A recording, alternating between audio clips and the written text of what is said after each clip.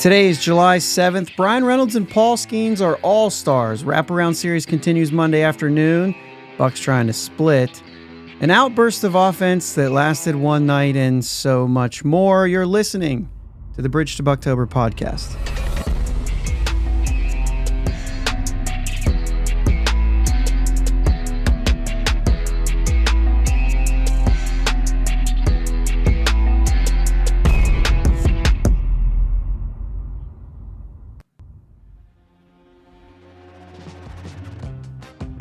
Yins, guys. Thank you for listening to the Bridge to Buctober podcast, where we talk all about them Pittsburgh Pirates and that.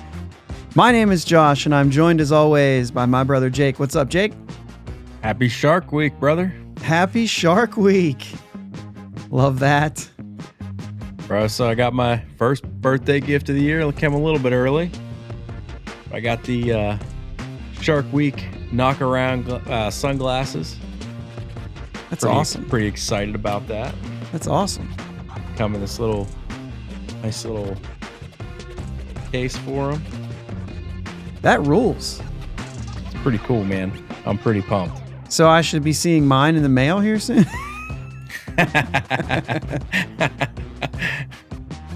Oh, man. We're starting it off good. Brock's in the chat. Future's so bright. He's got to wear shades. If you don't, so Jake was actually wearing the Shark Week shades for those of you who are listening audio only. I couldn't see anything. I had to get them off quick. But Brock also says his favorite Shark Week was with us in Indiana. That was awesome. That was fun. Yep. Jody had that ginormous TV, right? Yeah. Yeah. I think that it was was great. huge. That was great. So, lots to get into. We got all-stars on our team. And what else we got here? A lot of roster moves. Moves. Some injuries. All of that. Bucko Mike is here. That means we're going to have a good chat. Let's get that chat going. I know that Bucko Mike wants us to talk Holderman. I told him we're not. He's been scuffling. I put in there. I think he is a little tired going into the break. I'm not worried about him long term. He's fine. But anyway, we do have some pitching to talk about. We are going to kind of check in on a few guys and talk about some of the guys that are maybe doing better or maybe not doing better, and just kind of talk about, it's July. We're heading our way towards, the All-Star break, but then after that, you've got trade deadline, and you've got, is there a push? Is there not? Will they stay put? Will they sell off their assets? I mean, is David Bednar getting dealt? Is Brian Reynolds getting dealt, right? Will this team be a selling team? I don't know. But as we go into that, and those are kind of conversations we're going to have over the next couple of weeks, but we do have some players that are important to those questions that we're going to talk about today. And, just see what we think they're going to do. And I haven't opened yet, but we took a trip this week. So we skipped July 4th. We did not have an episode on July 4th or 5th, I guess, was actually the Friday. Took a trip to Pittsburgh. We were kidless, Katie and I. And so we took a trip in and went Wednesday, Thursday, Friday, Saturday. We went to all 4 games. We stayed a couple nights in the Renaissance. Us and all the furries were staying there. So we, shared the lobby with squirrels and foxes and skunks and all of them.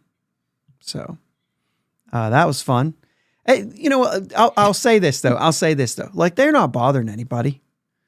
They're just wearing their suit. It's a little bit weird because it's like I don't see a person. So it's like kind of like when you see somebody with a mask on, like a mask, like you can't see anything. Not like a COVID mask, but like a mask. And you're like, he's probably going to do some crimes right now. There is a little bit like subconsciously in you that's like, oh, I don't know if the guy's looking at me or not. But there's still a startle whenever the elevator doors open and a giant fox walks out, a purple fox with glowing eyes. You know what I'm saying? Like, it's still like, oh, I'll let you get out first. We also stopped at Grandpa Joe's, got some 1919 root beer. Open that up, get the sound for all the, what is it? ASMR? Is that what it is? I'm horrible with that kind of stuff. Yeah, man. you're out of the loop, man. Yeah. Anyway, it's strange. I mean, they're walking around everywhere. We made our fair share of jokes and cracks about whether McCutcheon would blow up this weekend and stuff like that, which didn't happen. But if somebody could tell me, like, if one of them would have ran out in front of my car, would insurance cover that as an act of God if they were identifying as a squirrel? Or not? No. Anyway. I highly doubt it. Yeah. I mean, most of the time you're just standing waiting for the crosswalk to change, and there's somebody in front of you holding a big mascot head with a 3-foot tail. You know what I mean? It's just one of those things. Bucko Mike, you've never had 1919. I'm telling you, it is very tasty root beer. Jake found this a long time ago. I don't know if I can get it in the light better than this for the video. There we are. 1919. This is like the little, like 7.5 ounce cans. But I bought it's like 1.3 gallon keg. Mm-hmm. That you just get a root beer keg. They call it a pony keg. Pony keg. That's what it says on it. Yeah. Mm-hmm. So go ahead. Brief story about the 1919. We found it back when I was turning 21. We had a root beer kegger. Yeah, we did. Because, that's what we did. So I found a brewery in Pittsburgh that had kegs of root beer. Inside the keg of root beer was 1919.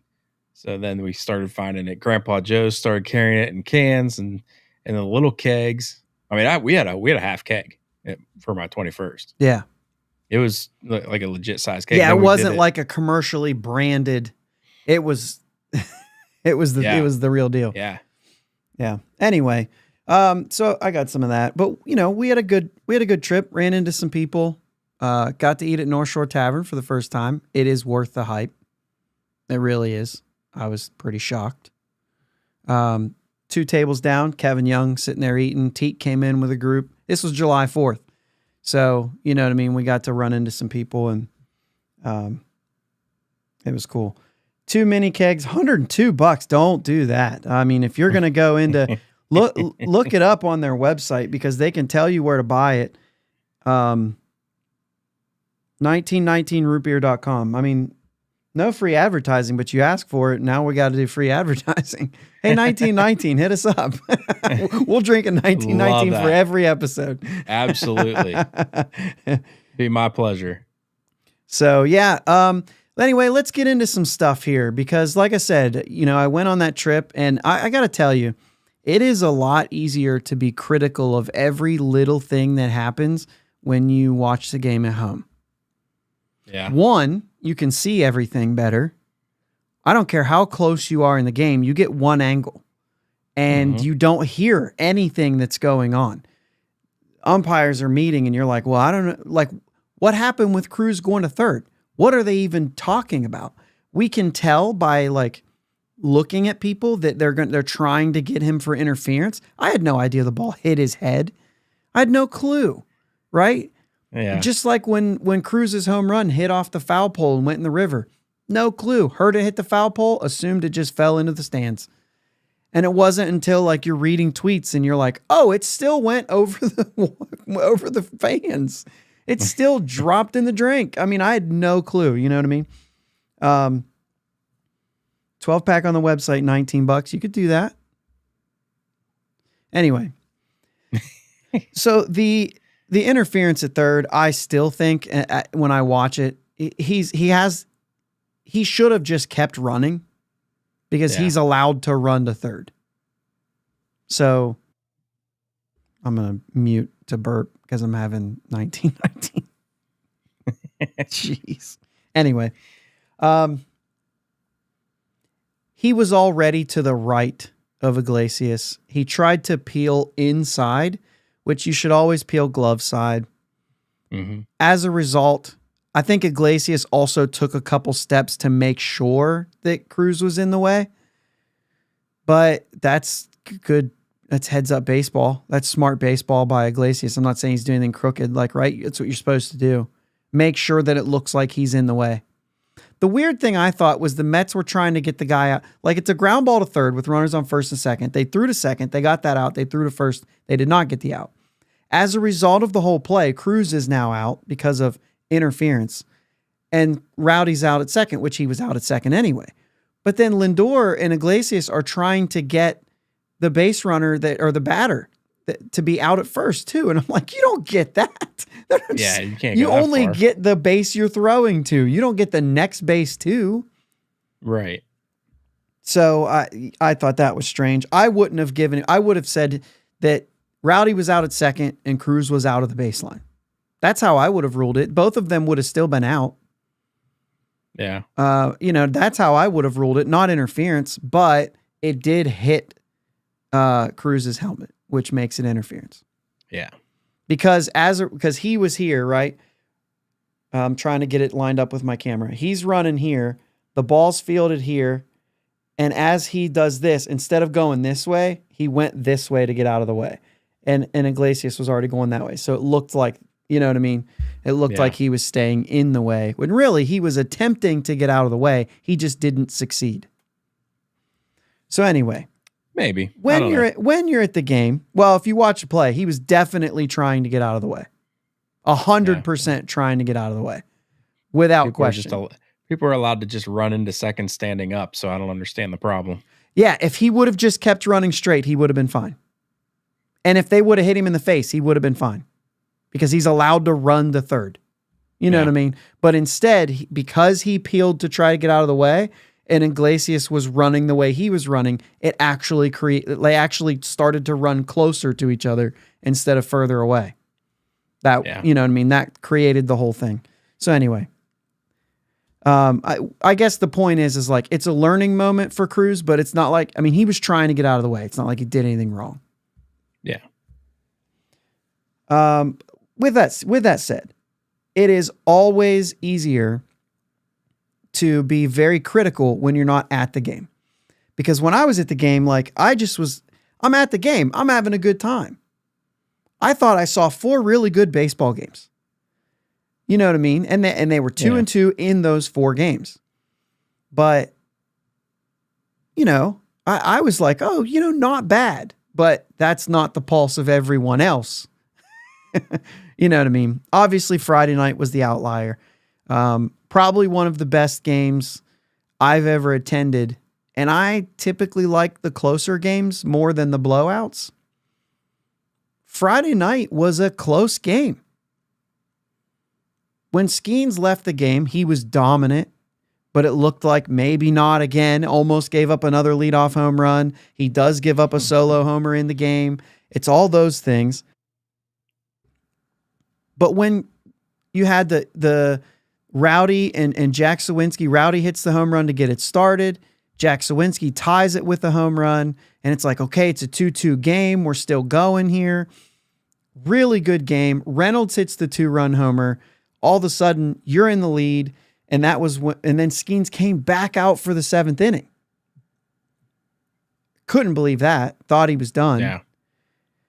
But it wasn't until Skeens was out of the game, 4-2 lead, right? Is that how that... I'm trying to see here, the innings that the runs happened here. Yeah, 4-2. He came back out for the 6th. No, and then came back out for the 7th.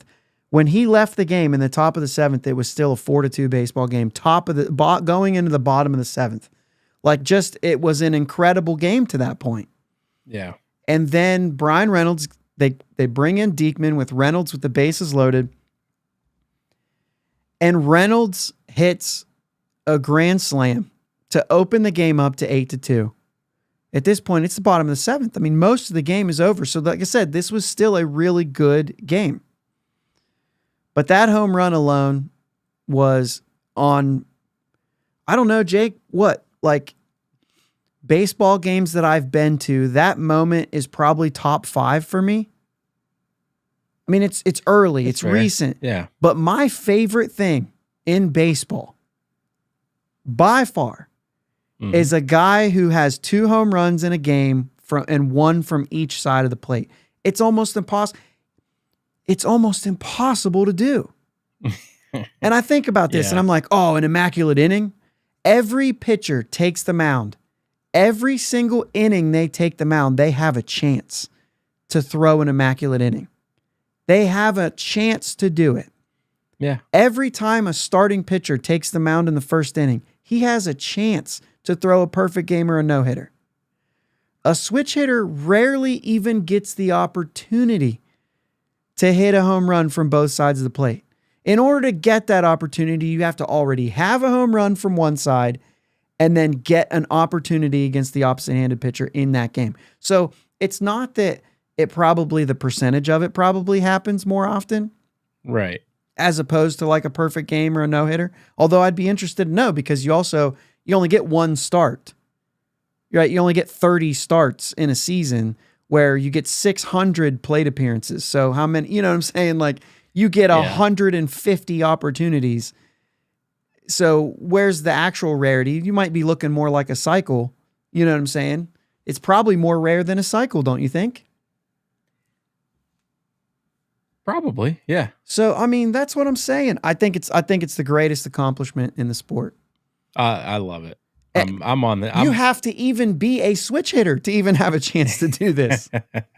Yeah, exactly. Like, I'm with you on this one. I feel the same way. I think it's awesome, and I don't think it should go unnoticed that he did that because it's just cool, man. Yeah, it's unbelievable for me. So then they end up scoring 6 in the bottom of the 8th. And then you create another situation where Rowdy Tellez ends up hitting the grand slam, which was hilarious because, I mean, it hit the top of the fence and went into the bullpens. But his home run is then his second home run of the game, which is also a grand slam, just like Reynolds. And they became the first teammates in the history of Major League Baseball to hit multi-homer games with one of them being a grand slam. You got to be kidding me. You're seeing history, right? Yeah. I mean, You want to see a history. Grandal and Taylor went back to back. You want to talk about history. And we called them, right? This is the thing. There was a guy behind me that was razzing on Grandal. First off, Hayes made a play, robbing the guy of a double, but drops the ball in the exchange and just barely doesn't get him. It was called out. It was overturned. He was safe at first. And he makes a comment about Hayes not being good at fielding the ball, which is pretty ridiculous. And so I kind of said, oh, come on. You know what I mean? That's, And he's like, you probably like Grandal too. I was like, no. I was like, yeah, no. And he said, oh, and then he said something else. And so I pulled out a podcast card and I was like, I got receipts, man. Go listen to the podcast. we'll talk about Grandal. And then it was, but he kept going on Grandal, which was, whatever it was. He ends up hitting a double off the wall in the home run later. And the guys, so we all kind of told him that they hit it because of him. And then the Reynolds thing, anytime he's getting that right-handed at bat, I'm going to be pumping it up. And I'm telling everybody, like, he has a chance to do something amazing right here. And then he does it, and they're all like, you got to be kidding me. Mm-hmm. Mike Taylor, Pitt City what? Now that is shocking. Mike Taylor and Grandal doing that. So when Taylor got up, I even said, listen, I'll just be honest with you. Mike Taylor's hit 1 home run this year. I was at that game, and Paul Skeens pitched. It was Paul Skeens' debut. I was like, Skeens on the mound. I was there. He hit it right over the right-handed seats. I'm not kidding you. I barely finished the sentence before he hit a home run in the right-handed seats. It was pretty fun. We had a good time. But that game alone, that was just incredible. I mean, they ran out of fireworks. Rowdy's grand slam didn't even have fireworks. It's incredible. And the whole time, like when the game was over, like I said, I mean, you're talking about 10 runs in the last 2 innings. Ish, right? Last 2 chances to hit for the Pirates anyway. Right. 7th and 8th. And like you kind of forgot that Skeens started this game. And that he was really good. And it was the whole game was good up until that, you know what I mean? Like not even up to that point. I mean, obviously it was good for us. But. Right. I sat by a Mets fan too. He was a really cool dude. I liked him. But anyway, Mets ended up getting the next 2. So there's a wraparound Monday game. Keller on the mound. You hope you can split, but man, how many times do you and I have to say it on here? This team right now is just so 500. Mm-hmm. Everything they do just feels 500. They can't just go on a run. They can't get hot and I mean 14 runs in a game. Saturday morning I got up and I said, you know, hey, a lot of times people say save the runs for tomorrow night. We're going to need them tomorrow night. And I made the comment, this team's been banking runs all year. I think they've got them. They've been saving them. Yeah. We can have a couple 14-run games if we want and still not be caught up. To spare. Still not be caught up. I can see in the chat, we're getting already some conversations about trades and stuff like that. We're going to get into some of that a little bit. So we'll try to scroll up and maybe get some of these comments here in a little bit, but we'll try to get back to some of these comments because I think it'll be more relevant later on and not knock us off. But let's talk about the All-Stars, Jake. Yeah. We had Skeens and Reynolds get into the All-Star game. Both more than deserving. I think. Okay. You know, I mean, okay. Reynolds. That's a little bit of a hot take. I think you can't. Reynolds had a little bit of a slow start, but he was still somewhat consistent, right? I mean, he was still doing just fine. Then he goes on a 25-game hitting streak. No, I don't think that Reynolds is deserving of a starter spot, but I think he's more than deserving of that roster spot for sure. So legit all-star at this point, right? Looking at the numbers, legit all-star. Yeah. Or do you think that there's a little bit of like, well, National League outfield's kind of down right now? Both. Okay. And I think both can be true. Yeah, that's true. You're judged on what the rest of your peers are doing as well. So, well, but if he's not, like, if it's because it's down, then does he get pushed out if there are a couple guys, unless it's the same guys that are really good? But you could sit there and say that all day about everything. I mean, there could always be somebody else that's better at any point in time that gets the nod any year. You know what I mean? Yeah. I think he's a guy that shows up to the ballpark and he's a pretty consistent player. Yeah. Yeah, I mean, 829 OPS right now. I think career 849. So he's like right there with his career numbers. Yeah. So, I mean, I think I would say legitimate all-star. Legitimate all-star. He's got 16 home runs now. Mm-hmm. I mean, that's like, okay. Yeah, that's a good number before the All-Star break. I mean, obviously we still have a week to play. But like, yeah, I get that. Like, yeah, he's an all-star, I think. Yeah. Yeah. The numbers are there. There was a minute. I was texting you last week, even when he got, like, right when he got to 13, I said, would this, what we were talking about, how many got, like, Judge had 31 homers at the point. And I'm like, our team leader has 13, man. You know what I mean? Like, he just hit his 13th homer. Yeah. Brock makes a good point there. Jake just threw it up. Would he be starting on a bigger market team? Yeah. Yeah, I think so. Let's see who the starters are. I got the page pulled up here. The starters for the outfield right now are Profar, Tatis, and Yelich. And Tatis is not playing in the All-Star game. So not sure that Reynolds is the one they will go to as a starter replacement, but could technically still happen. Yeah, that's a good point. 412 Michael from 412 Double Play. That's a really good point. he is on that list. I'm going to look and see who else we got here. Teoscar Hernandez, that could be. Jackson Merrill, the rookie in San Diego, could be a good replacement because he's replacing a San Diego Padre. Elliot Ramos from San Francisco has been very good. And then Brian Reynolds. Ramos, some less home runs, but that 887 OPS is more. Just 54 games. 19 homers for Teoscar.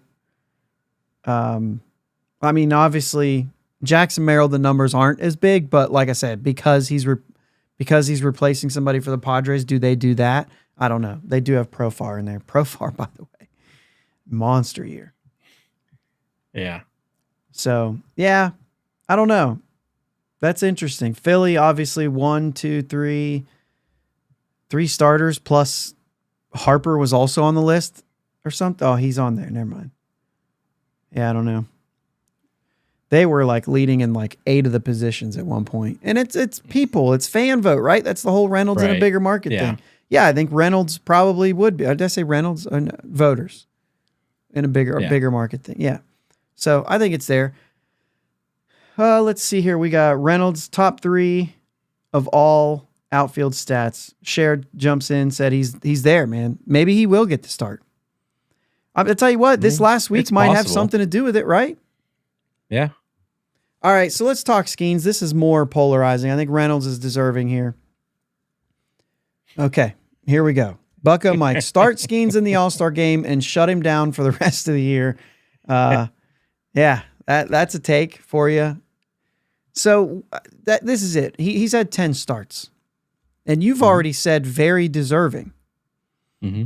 I think the conversation outside of Pittsburgh has been pretty clear that he should make it. Yeah. Just to say, Reynolds was voted in by the players. Skeens was voted in by MLB, or chosen by MLB. I guess you could say, oh yeah, of course, because of ratings. Yeah. And I think that there will be some fan bases who say that, and who will say he doesn't deserve to be there. He's, here we go, Michael. Bottom 3 in most all defensive stats. Only outfield assistant and good. Brian Reynolds is a good outfielder. Yep. I don't care what the defensive stats say. They are wrong. If you watch him play, he's not terrible. He's had a few plays that have been, okay, probably shouldn't have done that. Like the over-aggressive dive with 2 outs. What are you doing? Keep that ball in front of you. There's no point in diving on that. There was one that he thought was going to carry him off the little wall in left field, and then it went all the way out into the corner, and he had to go out and get it. That was a bad play, too. Overall, though, he's a good outfielder. He's fine. I just don't agree with a lot of those statistics on defense, specifically for outfielders. They're bad. Yeah. The statistics are not good yet. The metrics, I'll say, they're not good yet. They don't tell you the story. You really have to watch the games. And if you trust those numbers too much, you're going to find yourself. I will say this too. Outside of Starling Marte, there has not been a single player that I remember that's been regarded as a good outfielder in left field at PNC Park. Just doesn't happen. It's too big of an outfield.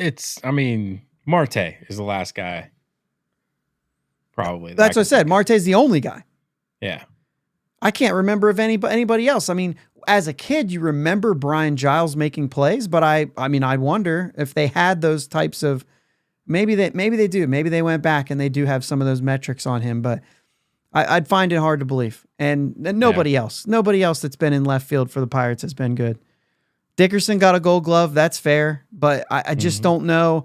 He's not as fast as Reynolds. His arm's not as good as Reynolds. Like, I think he just kind of got lucky because he didn't make any errors. Yeah. I don't know. But you're right. Dickerson's a good call because he did get the Gold Glove there. Somehow he's been terrible everywhere else in his career, considered an awful outfielder, and yet he won a Gold Glove in the most difficult left field to play in the game. So, yeah, I don't know. But you're right though. I mean, and you and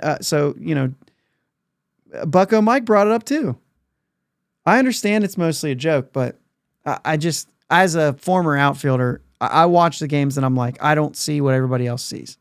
Yeah. And I'll be honest with you, Mike Taylor gets a lot of good marks on that. And I have not seen him play good center field in Pittsburgh. I mean, he's been the best one we have. Like, he's still better than Jack out there, but and I think Jack's okay out there. I think he makes mistakes that hurt. You know what I mean? And outside of that, for the most part, he runs balls in the gap down well. He has trouble coming in on a ball. That's mostly what it is. You know what I mean? Yeah. But Taylor glides the balls. He's kind of got that Key Brian Hayes. He makes it look easy. You know what I mean? So he gets a little flack for that on the eye test. So I'm fine with that. His arm is terrible. It's very inaccurate. He can throw it hard sometimes, but I mean we don't have good arms other than Reynolds in the outfield. Well, I guess Olivares, his arm can be good, but everything else is so bad about him. Anyway, I didn't want to get on this. Skeens. Mm-hmm. Let me just say this. Do you want to even see Paul Skeens in the All-Star game? That was a question. You said, let me say Let me ask this. Do you want to see Paul Skeens pitch in the All-Star game? Listen, all things considered. Yeah, I know. And let me know in the chat. I'm so undecided on this. Like, yes, I do. I want to see our guys on the biggest stage. But there's just always that if factor. But I'm actually probably going to be opposite with you on this one. Kind of leaning towards yes. I don't know that you're going to be opposite. You don't know what I've been asking this question. I've been running through this, right? And I've said you tend to lean towards the pitchers not pitching in the All-Star game, but somebody has to. Yeah. You'd just rather it not be a Pirate. I'd rather it not be a young Pirate in his first season with limited innings, and we're going to use one of those innings on an All-Star game. I think we can afford one. An exhibition game. If he's starting, I'm all about it. Right? I'm all about it. Let's get Skeens versus Judge, and let's let that. Well, let me ask you this: are they wearing Pirates uniforms in the All-Star game, or do they have to wear those garbage things that they've been putting in the stores? And my gosh, I do wish they would just wear the. I think everybody should wear their City Connects, and the Yankees can run out there in their regular jerseys. What's that? Oh, you mean the Pirates wear their City Connects? I think all the teams should wear their City Connects during the All-Star game. But the Yankees in Oakland just have to wear their regular. I got you. jerseys. I mean, they could at least wear. No, they don't even have an alternate jersey. They get to wear their batting practice jerseys. No, I think their home and away jerseys, I think are good for that, because I think it's the regular City Connect. I'm a little different on that. I think the City Connects, I saw who was it that wore their City Connects? Tampa wore their City Connects in Pittsburgh. Mm-hmm. And at first I was kind of like, oh, like City Connect weekend. Like, I get it. Like, we're wearing ours, they're wearing theirs. But then I did kind of think of the point of City Connect, right? And I'm kind of like, well, why wouldn't you only wear those at home? I mean, that's kind of like, that's the way they were originally. Who you connected with. Yeah. So I do kind of like. Teams wear them all the time now. You think? There's no. Yeah. I just saw City Connect weekend. The away teams were wearing. That was the first time the away teams have ever worn them. Was that weekend? The City Connect weekend. Yeah. And I guess, I mean, for different teams, that's a different weekend, right? I really don't care for our City Connect jerseys when we wear the white pants. Oh, I liked it. I've really liked it with the white pants. And I like it better with the black. The one start where they did the white pants with the batting practice hat. They wore the batting practice hat during the game? Yeah. Nice. I do like those hats. Those hats, I got one this week when I was there. Yeah. But yeah, for sure. I like the white pants. It's a different look. I like the black too, but But I like the City Connect with the white pants, and I think when it's hot, I think those players are going to be deciding that to go white. But I think it's a good look. Anyway, Bucko Mike doesn't like him at all. Sherrod thinks they should only wear the City Connects in the first inning. I'm kidding. He's probably talking about Paul Skeens. First inning only. Yeah, he's only going to go one inning for sure. Yeah. But like, I'm almost like 3 hitters. If Judge takes him deep, like he don't even get I guess if it's just a solo shot, 4 hitters max. You good with that? 4 hitters max. Yeah. He can't pitch more than 20 bullets. Yeah, 20 was what I was going to say. So, I don't know. Yeah. I think as a Pirates fan, I'm a little more like nervous of like saying that Paul Skeens is worth, like, it deserves going there. I always tend to say, like, I want to defer that to fans of other teams. Like, do you guys really want to, like, do you really want to see him?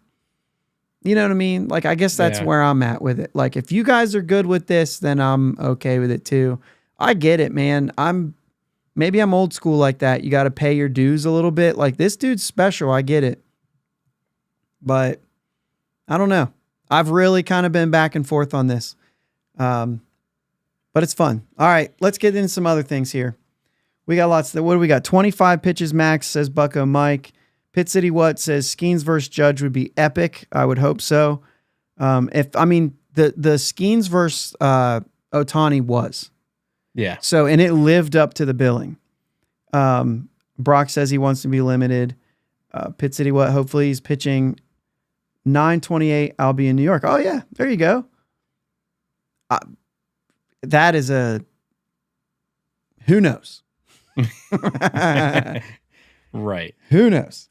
So let's go into a couple other who knows. There's some roster news questions, stuff like this. I'm going to read through these things. We'll just chime in when you feel like it. Marco Gonzalez is in the middle of a rehab assignment, which is going to come into play here in a few minutes when we talk about pitching. Jared Jones placed on the IL. There's your first little bit there. Henry Davis started his rehab in Indy on the 4th. He was activated and optioned to AAA on the 7th. Dalton Jeffries, after throwing a couple innings, was placed on the IL with right elbow discomfort. Not necessarily good. Palacios was recalled when Jared Jones went on. Ryder Ryan recalled when Dalton Jeffries went on. And then on Sunday, Bailey Falter was placed on the IL. Brent Honeywell had his contract selected. Justin Brule, who'd already been in Indianapolis, designated for assignment to make room on the 40-man for Honeywell. And that's basically all of it. Let me ask you 2 questions. We'll get into the pitching second. Grandal over Davis, essentially. Davis was optioned afterwards. Where are you at? I mean, it's worth it, right? It's worth having this conversation about Grandal because, I mean, even today, even in the Chapman blow up, he had a guy struck out and Grandal dropped the foul tip. And like I said, I probably wouldn't be able to catch that, but he's a professional catcher and I expect him to. I'm okay with it right now because we got to get Henry Davis right. And no, I'm just sorry. Yep, I'm no, sorry. I'm distracting you. Yeah, it's Giovanni's Pizza on 6th Street. Yep, I cannot go there in Pittsburgh and not eat Giovanni's Pizza on 6th Street. Anyway, so yeah, I just think Davis, he just needs some more time in AAA. I think he needs to get that confidence back. He's got to get his swagger back. The problem is, like, he'll go down there and he'll rake and they'll bring him back. And the question is it ever really going to translate? And I hope so. You kind of wonder at some point, are we just going to kind of hang it up on the catching gig? Because if you're focusing a lot of time and energy on catching and your hitting struggles, and then your hitting struggles, so you focus on that and you go back to struggling. I saw him play his back and forth game, and he's Yeah. I feel like his talent level is way higher than he's shown. And man, I just hope. I hope he finds it, man, and I hope he gets it. I like Henry Davis. I'm rooting for Henry Davis. But, results are results. So you mentioned, maybe hanging up the catching gig and all that stuff. I mean, this latest trip was because of a concussion. Yeah. And it lingered a little bit. He went a little bit deeper because of it. Yeah, I mean, I'm kind of at the point where, like, Henry Davis, business decision. You know what I'm saying? Like, make a business decision here. Maybe start breaking in a first baseman's glove in this offseason. Maybe work on that a little bit. I could care less about your arm. Yeah. Everybody's got a good arm. You're in the majors. Even guys that don't have a good arm have a good arm. Like, we talk about Jack not having a good arm at all. Like, when he really gets into one and throws one, he's got a good arm too. Like, and he doesn't. Literally, I'm saying that because everybody's got a good arm. It's just not. It's a non-factor to me. Go play first base if it means that once you get it. Now I know there's some. It's not easy. It's not as easy as we make it out to be, right? But if Josh Bell's a passable first baseman, you can become at least Josh Bell, which you're going to have to become a little bit better than that. But given the fact that you were a catcher, means you're going to be able to catch the heat from Cruz, which is the thing that I'm mostly, you know what I'm saying? So like you're going to be able to handle that. It's going to be footwork. It's going to be assignments. It's going to be what do I do in this play? Those are the things you're going to have. Like you might have some bonehead plays about, but that's one thing. You need to hit. Yeah. So, and I've always thought that going from catching to a corner infield is not as hard as some transitions. Like catching to right field? Yeah. Because that was bad. Yeah. Pitt City throws in Pizza Milano. There's a Pizza Milano in Robinson too. Very good pizza. So if it's the same, one, I will second on Pizza Milano there. It's good too. There's another one it's Caliente's Pizza, and I know they have it in PNC now, but it's not the same if you go to Caliente's, right? Well, sure, they're making it's standard, a little different, right? But it's really good. I forget where that was that I went to that. It's a suburb. Yeah, Giovanni's to me. I mean, I can't really eat pizza right now. We tried to get a Giovanni's pie since we were staying at the Renaissance. We got a Giovanni's pie with no sauce. No sauce, my guy. Just not good. Just not good. Like you need to have pizza. You know what I mean? It's tough to make a pizza with no sauce. Right. And for those of you who are like, why is this psychopath eating pizza with no sauce? It's that post-COVID thing. If you haven't heard it before, maybe I'll bring it up some other time. But essentially, I can't eat that because of the seasoning. It tastes like burnt garbage to me. It's awful. It's a long story, but we'll, maybe for another day. We've got a lot. Yeah, I know, Bucko, Mike. No sauce. Yeah, it's cheese bread. I mean, I can't have the pepperoni either. I mean, if it's the only way I get pizza, I will suffer and get pizza this way. However, Giovanni's, they didn't, they probably were thinking like, this guy's an idiot. I'm going to give it to him, but I'm going to make sure he doesn't like it. So anyway, Falter and Jones, this is the big piece, right? This is the big piece. Falter and Jones go down. They're 2 of the 5 in the rotation at this point. Luis Ortiz stepped up in a big way on Sunday. 6 innings, 4 hits, no runs, no walks, 5 Ks. His ERA is down to a 2.95 this season. It is without question that Luis Ortiz is a replacement for one of those guys. Ortiz has been huge. He's stepped up in a big way, and I'm good with him being a replacement for one of those guys right now. Let's just ride this hot streak as long as we can. Right. Yeah, it's all there. I mean, he's been really good. He hit 99 today. Yeah. I mean, and I was watching Shelton talk about it a little bit. He says, he's commanding the ball. He's there right now. He's been a starter in the past. Mm-hmm. That's big. He's back-to-back starts now. He's gone like 80 plus pitches. So it's good. It's good to see. Yeah, he's cemented in there at this point. Mm-hmm. There will be another spot though, and you've got a run of games with no days off. So that, we actually were talking about maybe there being 6. And then in a matter of a couple of days, you lose 2 of those guys of the 6. And now, geez,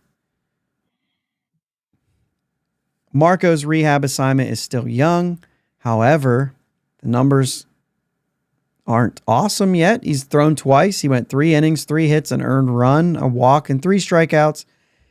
And then on Saturday, 4 1/3, 4 hits, 4 runs, including a homer, 4 walks, and 3 Ks. Like, okay, it's 2 games, right? It's 7 1/3 innings. It's 1 outing, but in that 1 outing, you gave up 5 runs. And you know what I mean? So like, that's obviously not a good start to your rehab assignment. We'll see. Braxton Ashcraft just came in Saturday in relief of Marco through 3 scoreless innings, 3 strikeouts, no walks. He just came off the IL for an undisclosed injury right after a really good game. So I don't really know, like, whatever, maybe it's nothing. He's supposed to continue his regular schedule now, but Braxton Ashcraft, surely a guy that you are going to look at to maybe possibly get a start during this run. Yeah, I mean, Quinn Priester, definitely one of the options. Yeah, Quinn Priester threw 5 innings on July 2nd, 3 hits, a solo homer, no walks, and 6 Ks. This is what he's going to do to AAA. He's got to prove it at the major league level. So maybe Priester gets one of these starts. Maybe he's one of the guys that gets kind of bumped up. Mike Burrows is still in Bradenton. It's an over a 10 ERA. That's not really a thing. And then the other guys that are in Indianapolis that would have to be added to the 40-man, Plasmeyer, Aldred, and Domingo Herman, they've all started kind of the most games. I think it's like 10 for Plasmeyer, and Aldred and Herman have started 9 games each. They've all been bad. They've just been terrible. Herman, who's probably the one of note that people are going to bring up the most, has a 5.68 ERA and a 1.62 whip. He's not going to, I mean, if he does come up, it's a, I don't know what we're doing kind of moment. You know what I mean?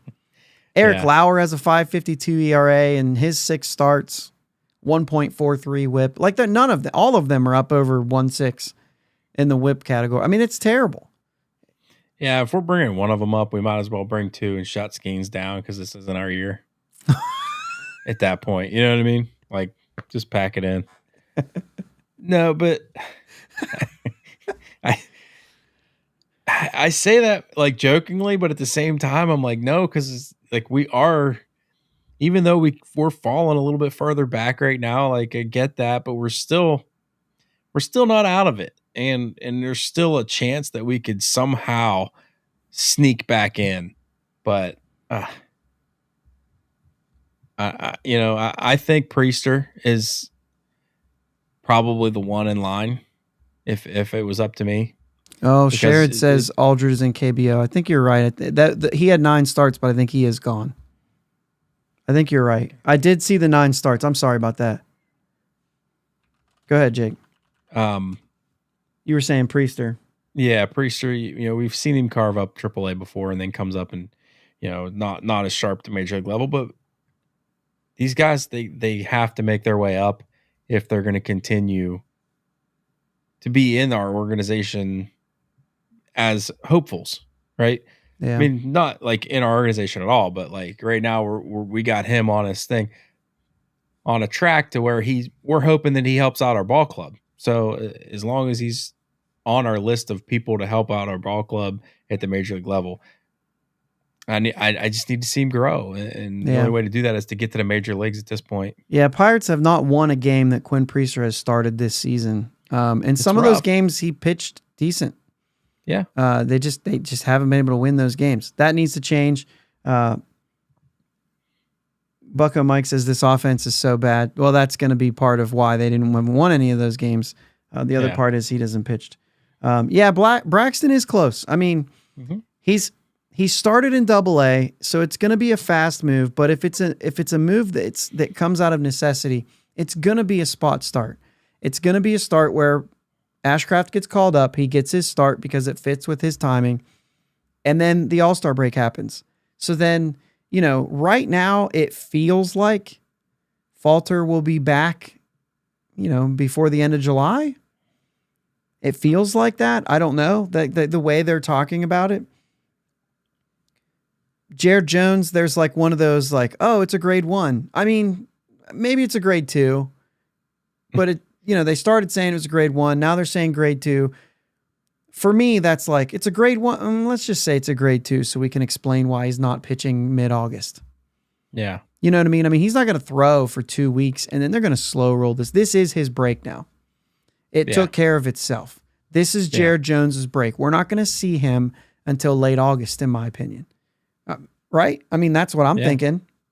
Well, in my head, I was thinking mid-August, but sure. Yeah. But they're gonna push it out. Mm-hmm. I wouldn't be surprised if it's September. I wouldn't be surprised if it's late August, early September. Lauer's also gone. When you just look up the statistics for AAA, this is how you get bit. Thanks, guys. See, this is why we wanted to do the show live, so that when I said something stupid, I could have guys like Bucko, Mike, and Sherrod coming in saying, hey, guys, you're wrong. I appreciate that. Dalton Jeffries on the IL as well. You're right. So if he would have been an option, Sherrod brings that up.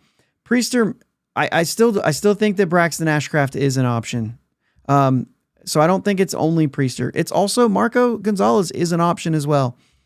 Yeah. Regardless of how he does at this point, if he's ready physically, he's going to come back into this rotation, regardless of what that rehab assignment looks like.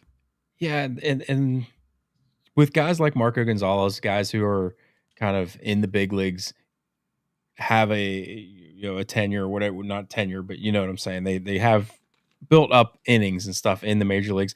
They're not looking for results when they go to their rehab start. They're going for feel. That's true. Well, hopefully that doesn't feel good though. Yeah, but hopefully his arm, is. Well, I don't even remember. Was it his arm or was it his? I forget what his injury was. I don't know. But they're just hoping the injured area feels good. Yeah, that's what a rehab start for somebody like a Marco Gonzalez is. Yeah, me personally, Braxton Ashcraft would be a bullpen piece from. I've said this a few times. He would be a bullpen arm for me this year. That's how I would limit his innings. I'd bring him up and I'd let him pitch out of the bullpen, and then I can stretch him out in the offseason. Yeah. You know what I'm saying? Like that would be one of my upgrades in the bullpen. I wouldn't have Santana out there right now. Right now, I would not have Santana. I wouldn't have had Jeffries out there if it meant Ashcraft could take a spot in that bullpen. Yeah. That's what I would do. All right, let's talk about this offense. Let's talk about I'm going to pull some of these chats that came through here and just read some of them because some of this stuff kind of comes into there. We had Noah in here said, I promise the Pirates will win tomorrow and everyone will go right back to saying, who are we buying at the deadline? They should not buy unless it's for next year. This is not the year. And yeah, I kind of agree with that. There is a difference between buying and selling, as we've been talking about too. I don't think that this team's in a position to sell, period. I don't see them dealing away valuable pieces that could help them next year for the same reason. It's definitely not our year, right? It's definitely not our year. Could they sneak into the playoffs? Yeah, they could sneak in. That doesn't mean it's your... When you're saying it's our year, you better be talking division, in my opinion, right? Mm-hmm. Bucko Mike said, only two guys I will say, Baraki and Nicholas, and maybe Bednar finish in the 2024 pen. This kind of goes back up to there. Like he's saying they're going to deal away these guys. That would be selling, I think, if you're dealing away guys like Holderman, Bednar, Kyle Nicholas even, because I think those are guys that should be able to help you next year and beyond. What else did we have here? And there was a couple other ones too.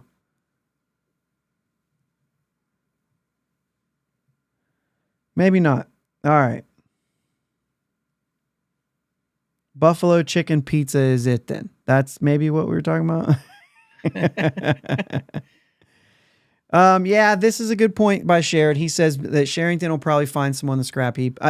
Waiver claim is not out of the cards. Like Ed is definitely to start in a situation like this because it's a guy you can get and then just put back on waivers. So Bucko Mike says Gonzalez was 88-89. That's where he is. I mean, he doesn't throw hard. So anyway, offensively, because we're talking about pitching a lot and for obvious reasons and everything, but let's talk about offensively. I just realized I didn't hit record on the audio again. That's awesome. That one hurts because that means we're not going to have an audio podcast in the morning. Great. All right. Anyway, I mean, I guess we could. There are ways I could do it. Gosh dang it. Oh, they're going to send you back to Omaha and you don't even live there. That's right. That's right. I couldn't hit sand if I fell off a camel.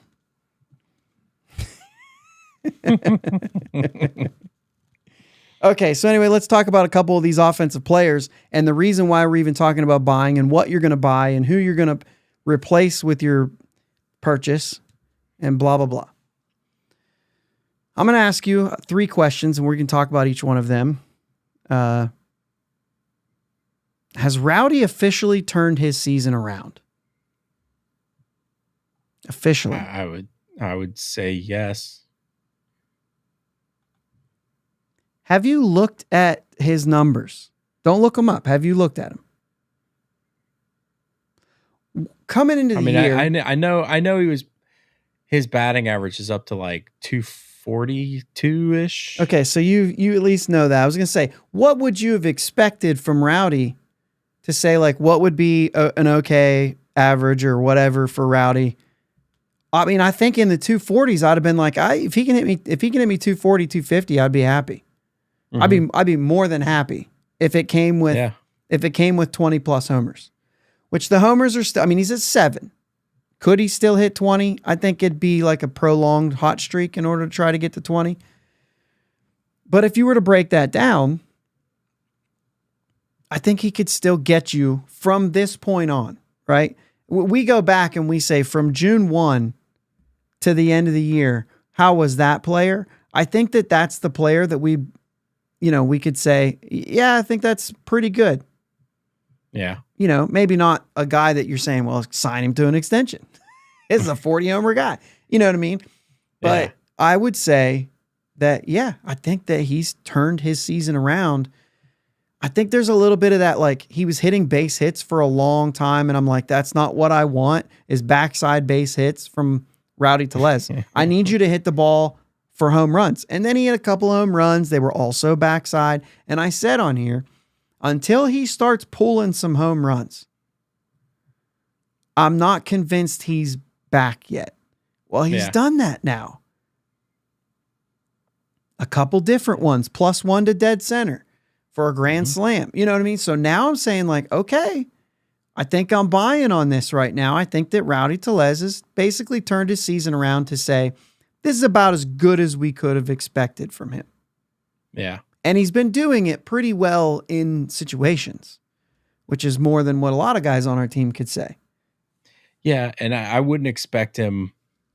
I wouldn't expect him to keep doing what he's doing either. Like he's going to take a step back a little bit soon, my guess.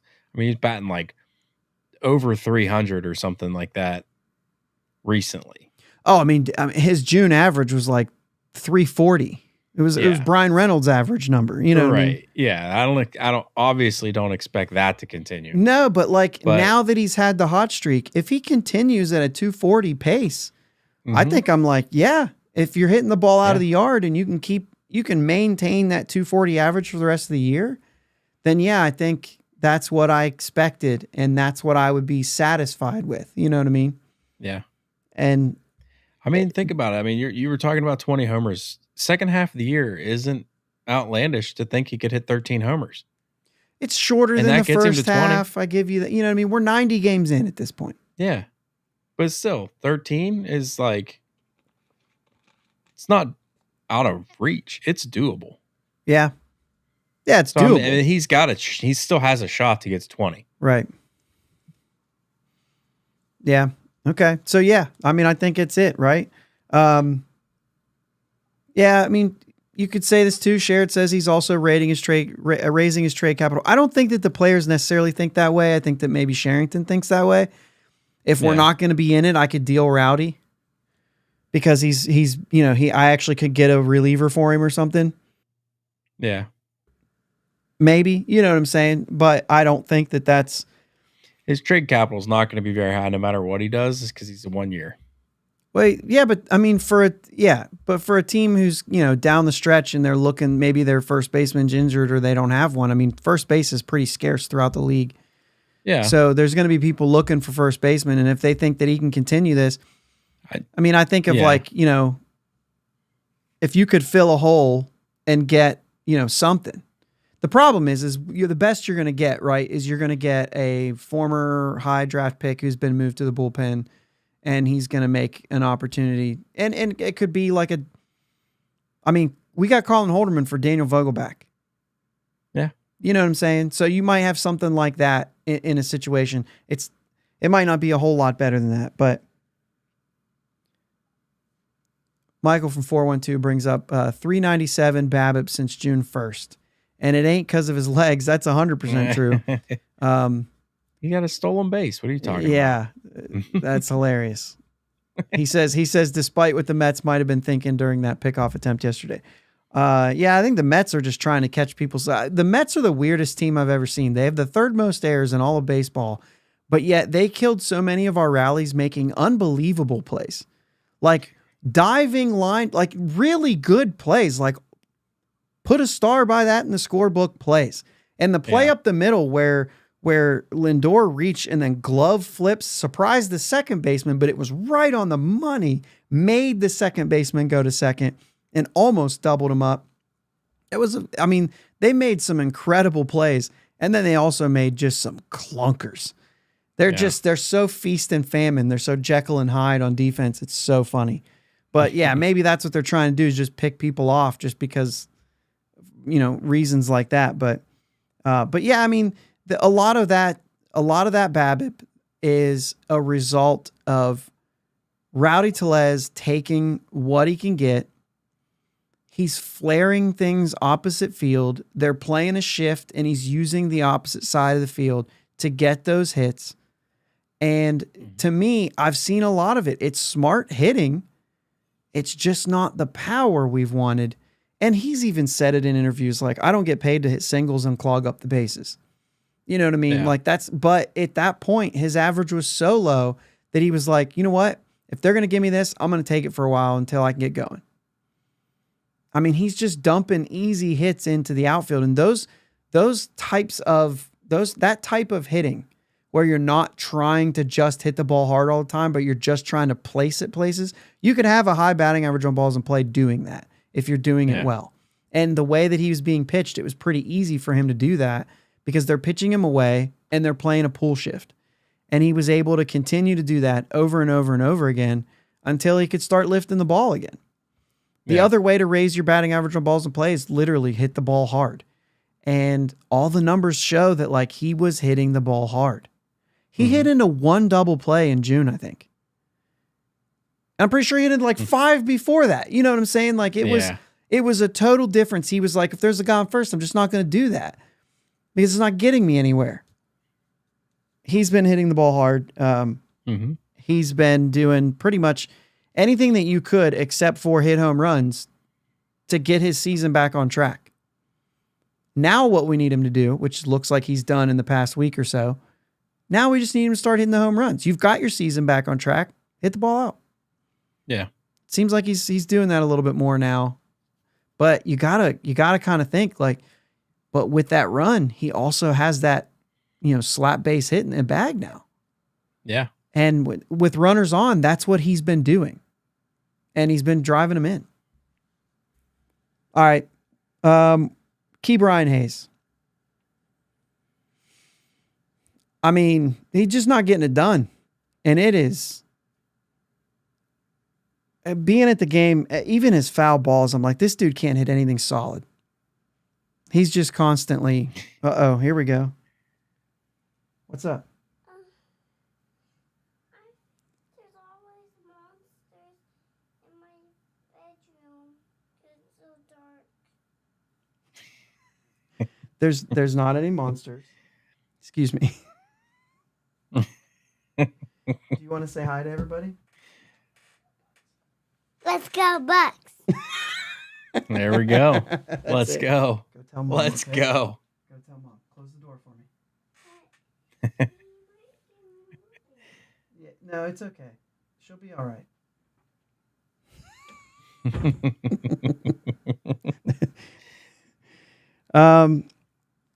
Shared said Hayes needs an IL. It's possible, dude. This back thing has just basically gone too far. He can't get around on anything. He can't hit anything solid. It's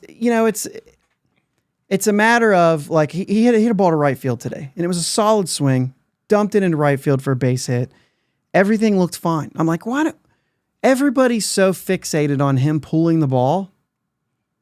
And I'm just kind of over here like, hey, just hit the ball to right field. If that's what you're comfortable doing right now, and you can do it, and he can do it, just do that.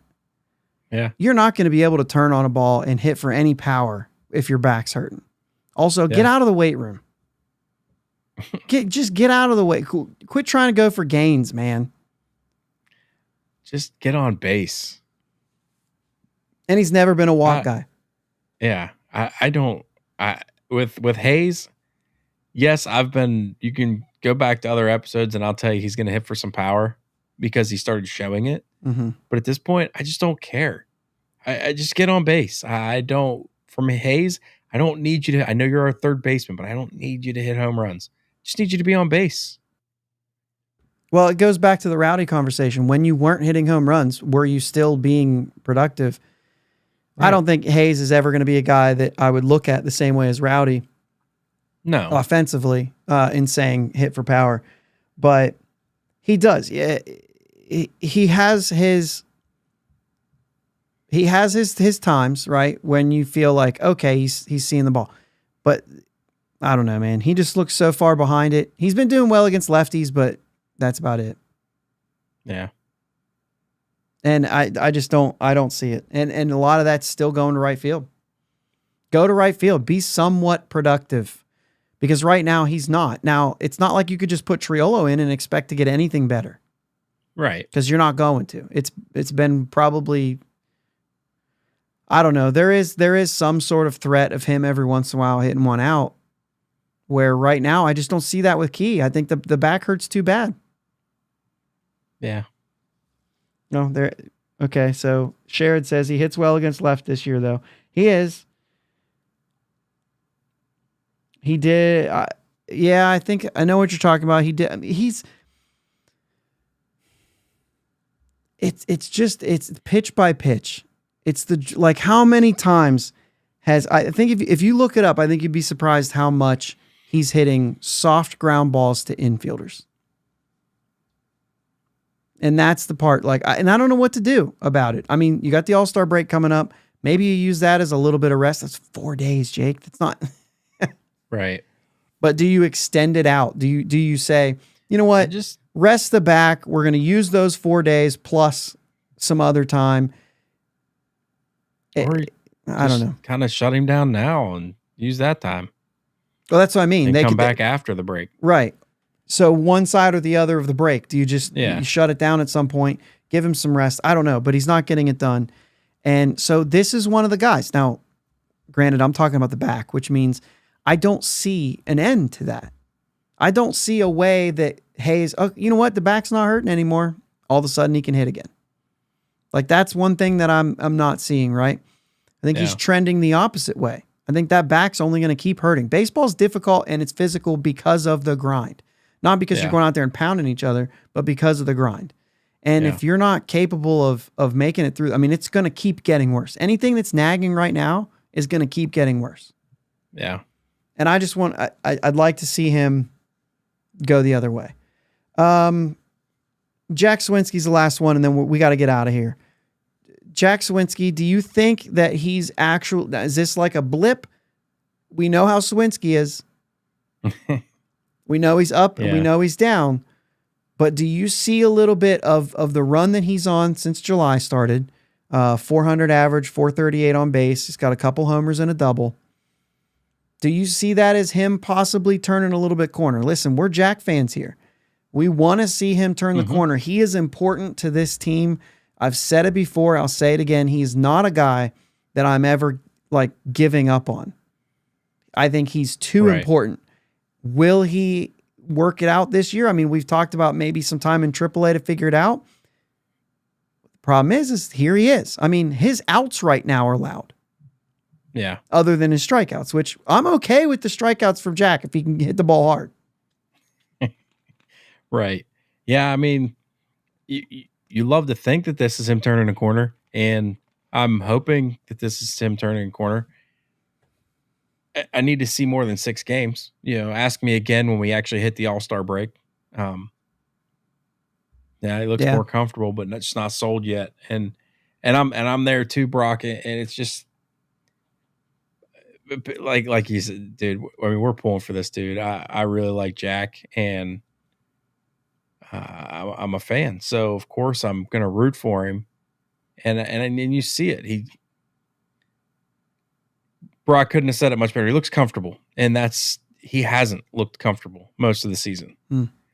Like he's constantly like thinking and constantly, what the heck is going on? You know what I mean? Right now he's just kind of free and easy, and I don't know. He's never going to not strike out. If he starts to not strike out again, things are going to go bad again. So yeah, that's one of those things where just like, okay, Dad, do your thing, man. Just do your thing. Yeah, I'd be okay if he changed his approach with 2 strikes, and tried not to strike out. I'd be okay with that. Although there are some scenarios where it's like, dude, we've got 2 hits tonight. Can you just tie this game with a homer? You know what I mean? Like he did on Friday. You know what I mean? Kind of got all that stuff going, got the team back in at him and Rowdy that inning. And, I don't know. I think that for me, like I said, I think that Jack is very important to this team. If it is him turning a corner, that's a midseason acquisition. And that's what Ben Sherrington's talking about. And we can rag on him. We can, dissect what Sherrington's saying and call bull on it all we want. But the truth is there are guys like Rowdy, like Jack Sawinski, and really, we're still waiting on O'Neill. Really, I was going to say really O'Neill Cruz. O'Neill Cruz has been a steady pace, a very slow pace of improvement. I see it all over the place. It's like every week I'm like, yeah, you know what? He is starting to handle lefties better. The home runs are becoming more often. He's just not all of a sudden breaking out. He's just slowly doing things a little bit better week by week. Right? Yeah. Even the defense has just been getting better and better and better. He's still going to make his errors. He's still going to have a throw here and there. The relay on today's game, he dropped the ball. That's like a maybe he throws him out anyway. I'm not overcritical. I didn't feel like that was like a huge mistake. I mean, that's an exchange on a relay it happens. That's going to happen. But I don't know. I still feel like Cruz is getting better. In those pitches that he swings at sometimes to strike out, but I've seen him hit those out too. So I'm kind of okay with the swing a little bit. I'd rather him swing than look. I'd rather him swing at a splitter that's breaking underneath the zone than see him take the slider that he took for a strike, although that was a pretty good slider. So I'll give him that a little bit too. That was, what's he going to, you got to try to swing at that. You got to protect the plate a little bit.